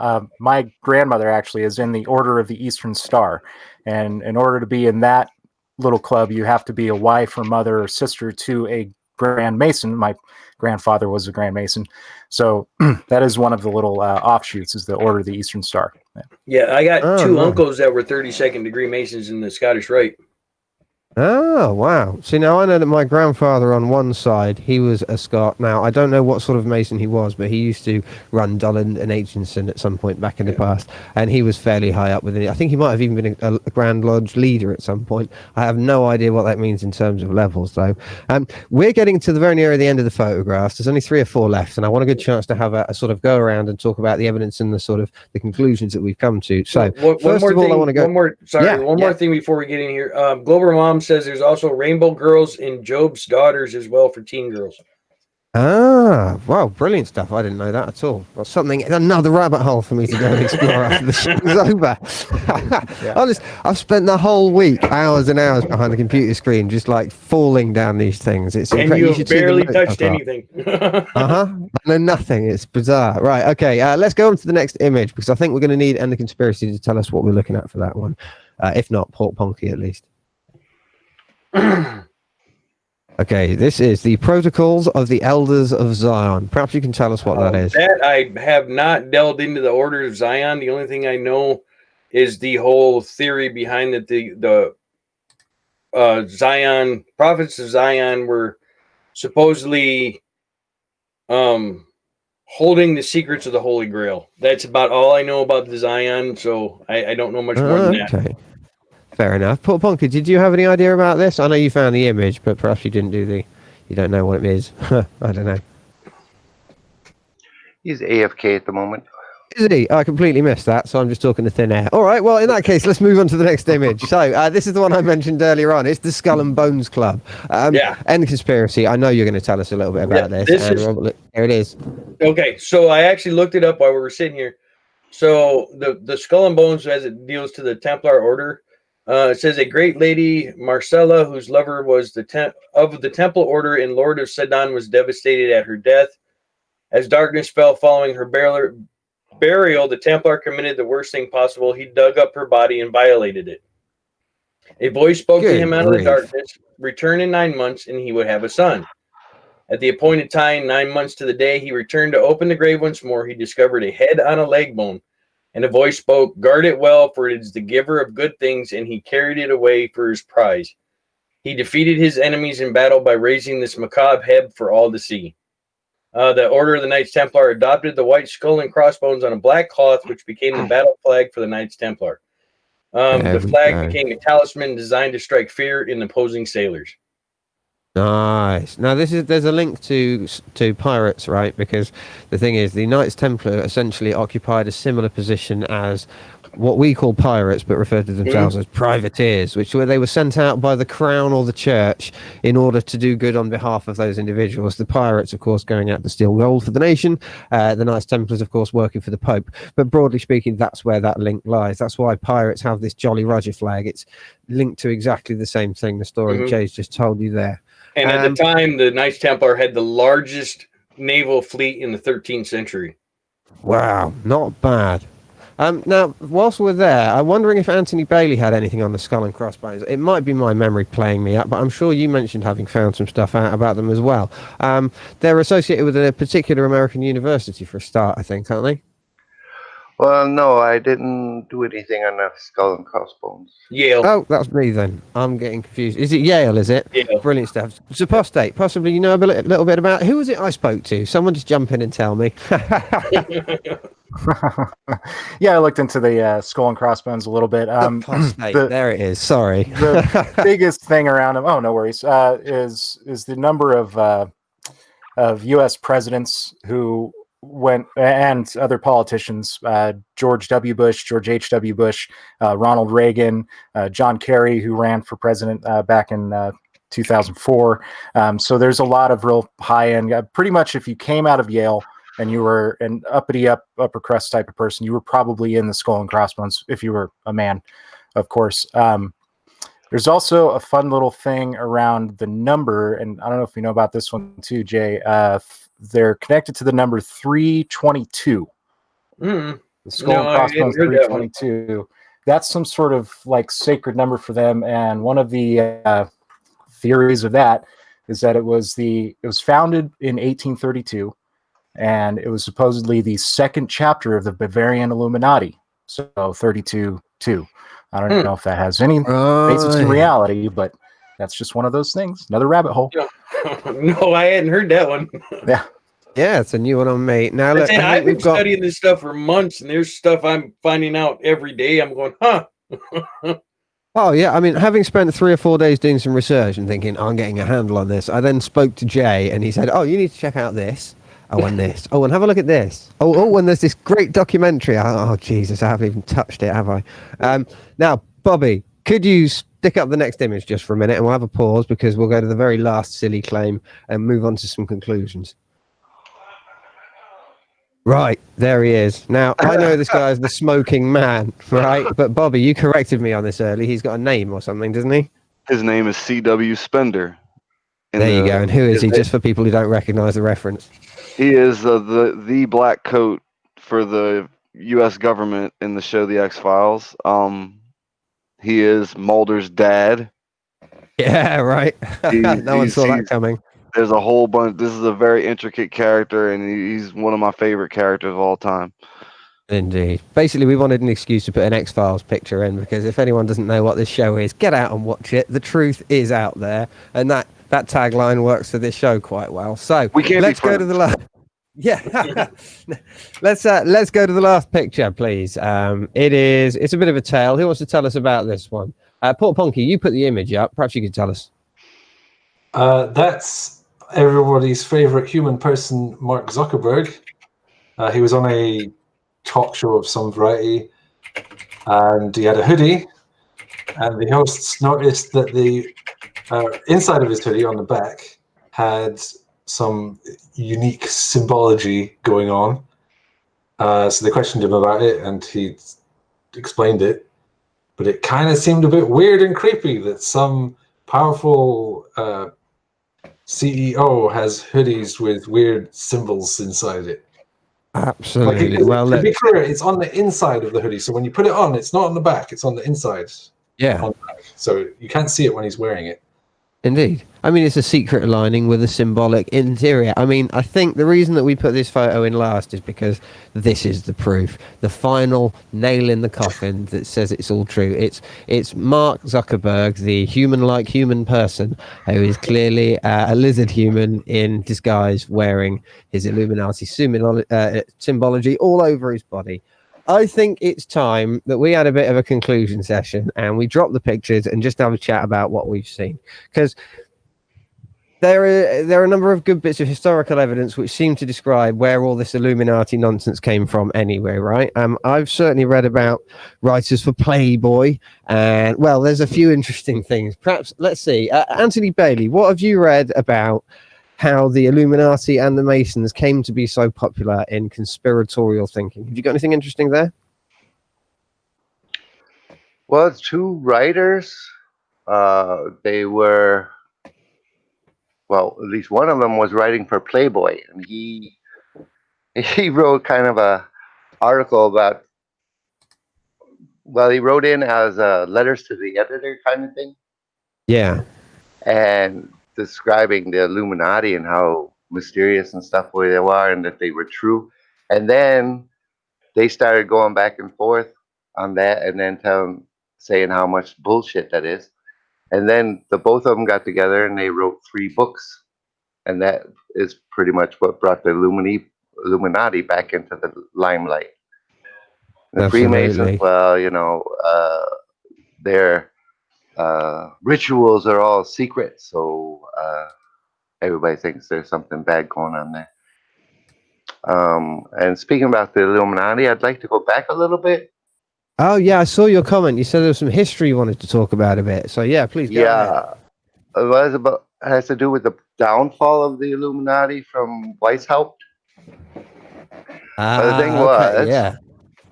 The thing was, while they were running around trying to get recruits, one was a little bit too loud. It caught the attention of some church members. The church members went to the government and to Carl Theodore. Anyway, hang on. And so he Where put are his you? spies on it. Inside the boat. Sounds big. It Looks kind of familiar. Oh, we've got a hell of a lot of noise coming through there. Bobby, was that your background, mate? I'm sorry. We're That getting was some weird. my fault, guys. I was still trying to get Okay. that video to work. That's all Yeah, right. No that was problem. such a Back video. to Tony. Sorry about that. Tony, mate, Okay. where were you? It's the Illuminati. They're trying to stop us. Yeah. Right. Go on, mate. Anyway, so Carl Theodore set his spies on it. So that's how they found out about what the Illuminati was all about. And of course, he didn't like it because they were kind of like, wanting to undermine the government. So then he put the forbode on secret societies. Sure. Then he went around and had all these people arrested who were members of the Illuminati. Sure. And they raided a castle that belonged to one of the members. Okay. Herr Swacke. And as the writer was writing back with all the correspondence that he found, he got struck by lightning. Wow. Spooky. And, well, anyways, going from that, all those papers got saved by Carl Theodore and his family. Sure. Up until the 1930s. Okay. And then the SS had a special group that was working with trying to find out more about secret societies. So they wanted this information from the ancestors of Carl Theodore, but they didn't want to give it up because it was private.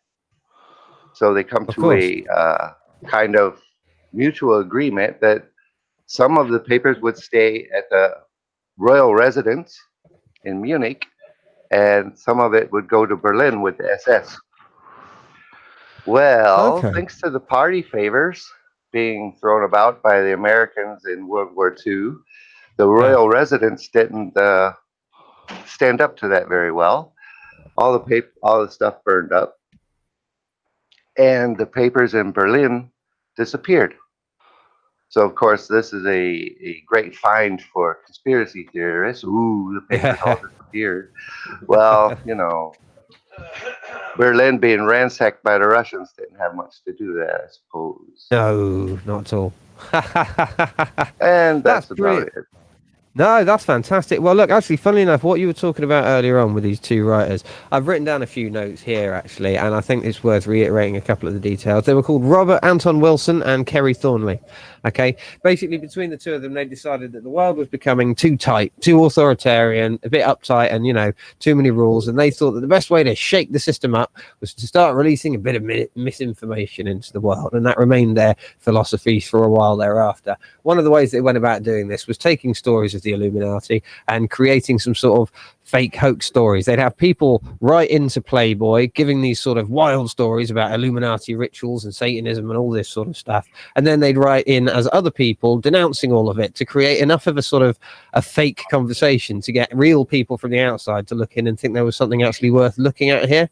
Now, that idea has been aped by other people, certainly. The idea of, spreading out misinformation, creating enough of an argument to get people interested. I certainly think that there's familiarities to the Flat Earth movement, for instance. It's sort of got some links there. But ultimately, all of these things are pretty measurable, readable. They're real things. The explosion of the Illuminati into popular culture came after the success of their hoaxes grew into them writing this trilogy of books, which became pop culture, or sort of subculture at any rate. And that's where a lot of this stuff's fueled from. Now, in terms of this sort of fueling of pop culture, there's not just this. There are other sort of things back in the past which are similar. They've exploded into popularity. I think I'm going to turn to Port Ponky at this point and ask what you've seen in terms of explanations for the reality of these events and how they tie into conspiracies. It's pretty much a free-for-all. Everyone has an explanation for how everything ties together, and it all points to the one big secret that there's some mysterious organization in charge. But the one thing that I haven't seen throughout this entire episode and in general doing research is any evidence of it actually happening. Quite. There's been plenty of hoaxing, but not much actual reality. Yeah, in terms of a coherent set of claims for what's going on, no, there's no coherence to it. Indeed. Now, actually, before we leave the subject of hoaxing, I'd like to go back to End the Conspiracy to tell us about, now I've forgotten his pen name already. It was Leo Taxil. Leo Taxil. Perhaps you could tell us a little bit about this chap, because I review him as a maverick of the 18th century. Oh, yeah. So I was hoping we would go back to this because we did name one of the biggest players that most people know about in the Freemasons of Mr. Albert Pike. Well, Leo Taxil was a member of the Freemasons and was removed from the Freemasons. I don't remember exactly the reasons why. So he had got with a couple other members with the Catholic Church because they were having issues with the Freemasons. He said, I'll tell you what, I'll let you know exactly what's going on. So he wrote a book claiming all they worship Satan, Lucifer's their God. I mean, it's a whole huge book. And then about 10 years later, he come out in front of the Catholic Church and there was like some kind of hearing. And he goes, nah, it was all fake. He basically trolled the Freemasons and the Catholic Church. He's like one of the earliest, trolling members of the Freemasons. Yeah, it's a big funny, haha, it was all fake. But the conspiracy theorists have latched onto what Leo Taxil said and not actually looked into the actual story behind it. Well, there you go. Look, I've just received a special note in our back thing. I just want to say this quickly. Unfortunately, it looks like for various coding reasons, we've been unable to play Dutch Heretic's video. I think if we don't get a chance to play that again, at the very least, we're going to make sure we have the link there. I definitely want people to go and check it out. And I should apologise to Dutch Heretic himself for not being able to play that video. Sorry about that, mate. It's technical problems at this end. Right, sorry for that little diversion. And the conspiracy, where were you, mate? Sorry. Oh, it's just like my whole video on the Albert Pike thing, a lot of it dealt with the Leo Taxil hoax on what was going on there. And I do have a link in the description of that video, the transcript itself from the Catholic Church on what actually was word for word was said. I also believe I sent it to you guys too in the Discord. Right. Yeah, you did. So- I didn't know. I'd love to see a copy of that. That's something Yeah, else. I and can find. it's word for word the full transcript of the actual big trial or whatever you want to call it, where Sure, he the hearing came or out whatever. and said it was just a hoax. It's not true. Nice. Okay. Well, look. Let's see. I've spoken to. I've spoken to Port Ponky a bit about this already. I'm going to turn back to Anthony Bailey first. I want some conclusions. What do you think about what you've seen? What's your take on the Illuminati and the Masons? What are they really compared to the conspiracy? My take on all this, well, there has always been some type of secret societies. People tend to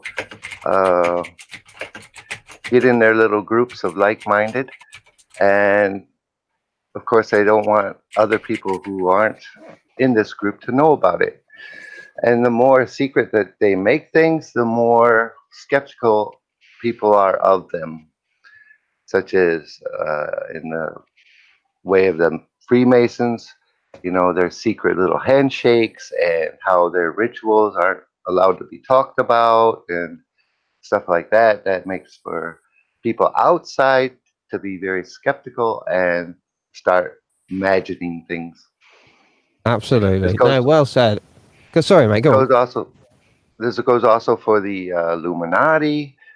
They were not really with the mainstream, so to speak.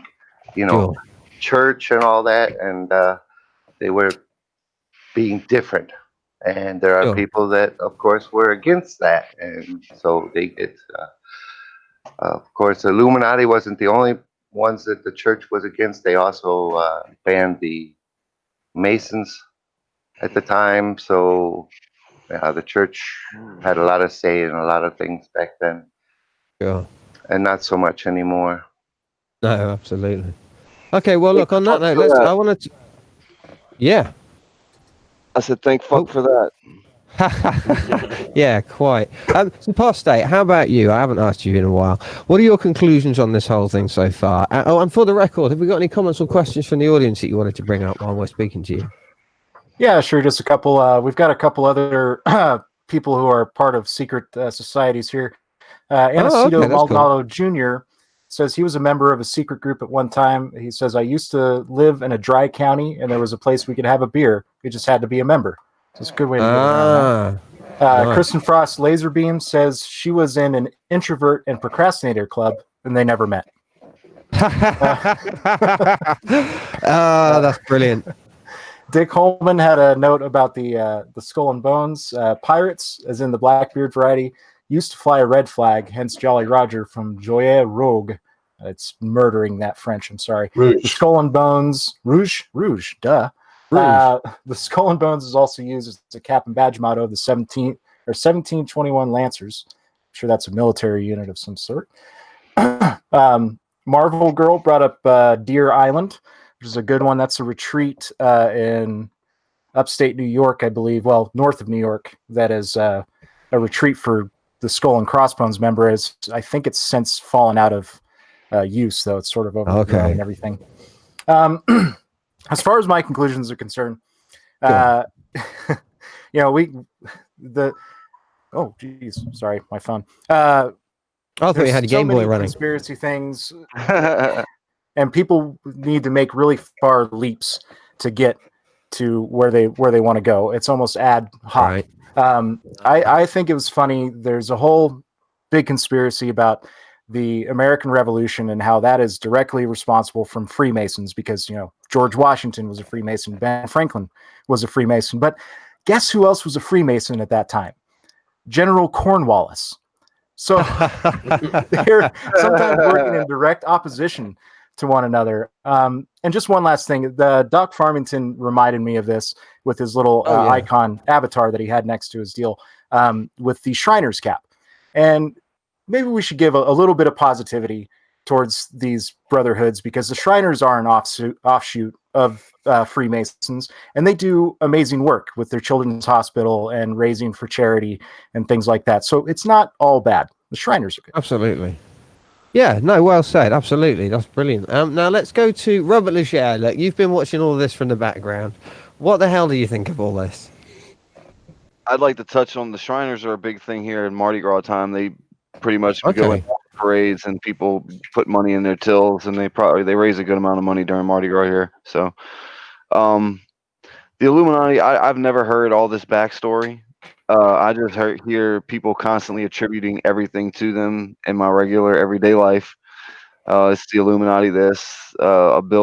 They get credit for everything, and it just always seems silly to me. Hmm.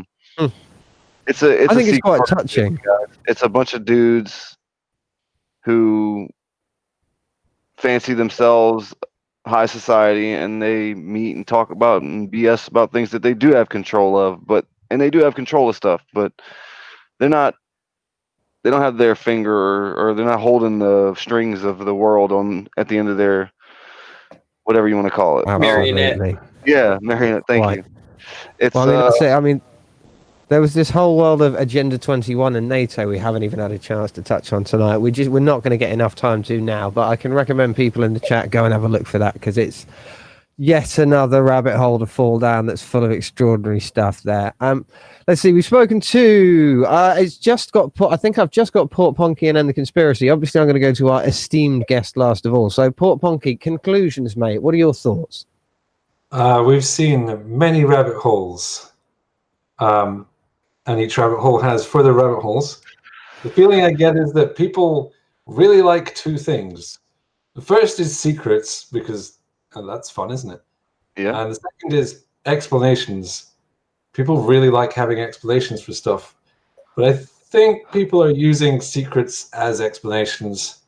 They like it that the strings are being pulled by secret organizations, because the truth may just be that no one really knows what's going on. Humanity has no collective idea where we're going. People are in positions of power and they do pull strings, but are they blindly flailing in the dark? I find that much more terrifying.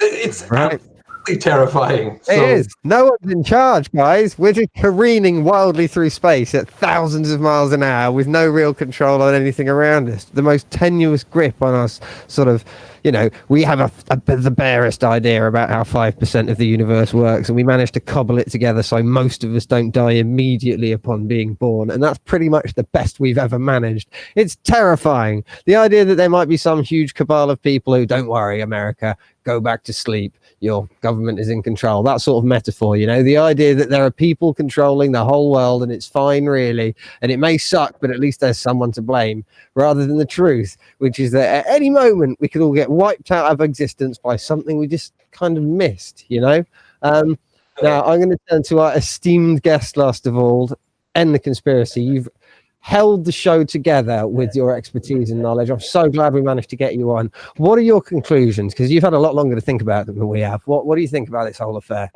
Well, excuse me. There are a lot of rabbit holes.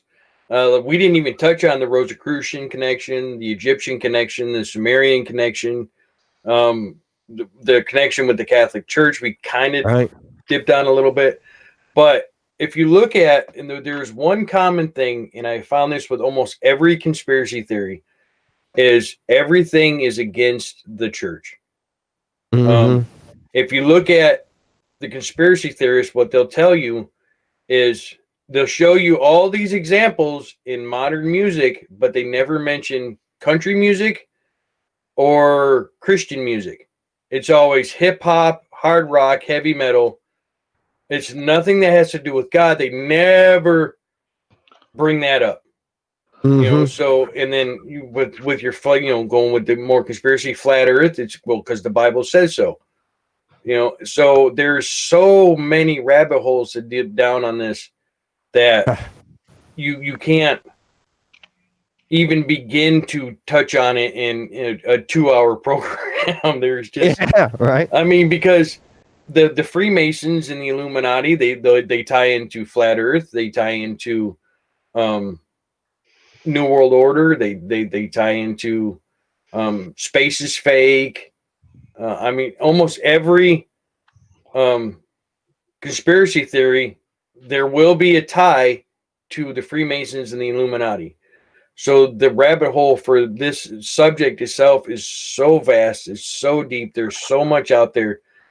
I'm like I said, I've been doing this for months, and I'm still learning new stuff every day. Right. It's just crazy. I haven't been able to believe it. Well, look, thank you again ever so much for joining us. Normally at this point, I like to give our guests a chance to sort of shell themselves out again, remind people of any content or material that they've got out at the moment, or maybe other content creators, things like that they like the people watching to know about. Oh, can you hear me? And the conspiracy. You've gone Me? quiet. Okay. I wasn't sure if you're talking to me or we're going to go around the room. Oh, I'm sorry, mate. No, just you. What have you got? No, like I said, I got my streams on Saturday. Like I said, this week we're doing Popeye's Chicken and Witchcraft. That one ought to be interesting. Like I said, my next symbol will be on the pentagram. I got some other stuff coming down the work. So, I mean, it's hard with the work schedule, but I'm pushing on. I'm going through. I enjoyed being here. I enjoy your guys' stuff. I'm really glad this got together. And oh, thanks, man. Yeah, it's Zapaste's got the he's like, well, I got nothing. See it. Absolutely. Zach's like, I got nothing. I don't know what you're talking about. Well, I mean, just my normal stuff. Absolutely. Get over to End the Conspiracies channel now. If you haven't subbed already, sub. If you haven't liked any videos, like them all. He does brilliant content. The videos that he puts out for me it's Sunday morning, but for him it's still a Saturday night. It's sort of like a talk panel show. It's not completely dissimilar from what we do here, to be honest. I think it's part of where I got my inspiration from to start with. So yeah, get over there and have a look. I can recommend that. Let's see. I think we've pretty much reached the end of the show. If you like this show, obviously, feel free to hit the like button. If you haven't subbed, please go ahead and do that, because the more the better. It helps us get our information out to more people. We think we're doing something at least slightly valuable here. Now, next week, we're going to be looking to the uncanny valley, right? Just what makes the real seem real. And you know what that means? It means sex bots, right? So how could you possibly miss that? With that in mind, I think it's just going to be simple. I'm going to wish you a final good morning, good afternoon, or good night, wherever you are. I've been Jim Bojo. We've been going Pickable. It's goodbye from me and goodbye from everybody else. Goodbye now. Goodbye. Bye. It's the Bye bye. Cheerio.